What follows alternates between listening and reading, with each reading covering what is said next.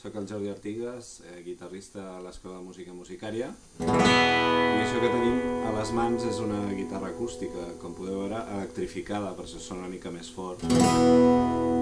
I és que avui en dia hi ha amplificadors que donen una senyal interessant als instruments aquests acústics i no hi volíem renunciar. Avui, especialment que farem música celta. El jig que us tocaré sona així. I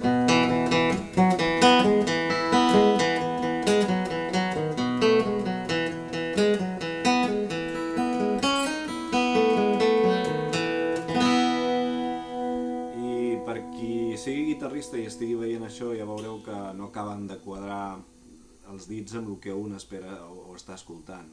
Això és perquè l'afinació és una afinació que es diu d'Atgat. He baixat un to a la primera, la segona i la sisena. I a més li he posat una celleta. I algú pensarà, i per què?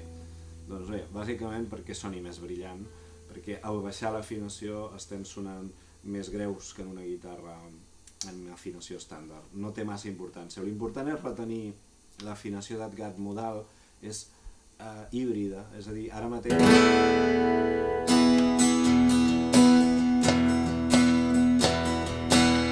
tocar un tema en major o en menor.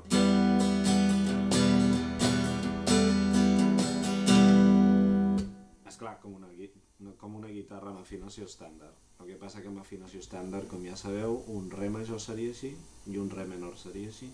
Hauria de posar 3 dits.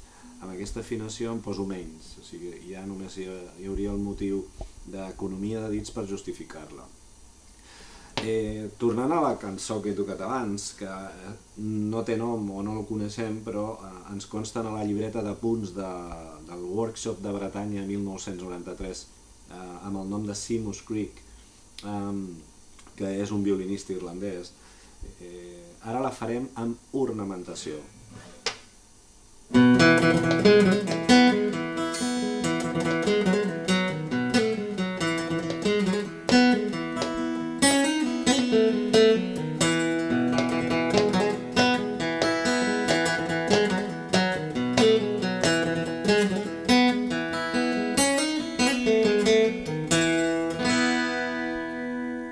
Aquí hem posat algunes notetes més, com una mena d'afegit, per donar una mica més d'interès, podríem dir, a la melodia, que si fa és bastant pobre comparat amb i encara més pobre respecte a... Aquí faig un treset on només hi havia una nota i aquí faig un double cut. Seria el que diu la partitura i el que podem fer amb ornamentació. Es diu double cut en l'argot de l'ornamentació en anglès i en la música tradicional dels països anglòfons, com a mínim. Després tindríem un mordent que ells li diuen cut, tall. O bé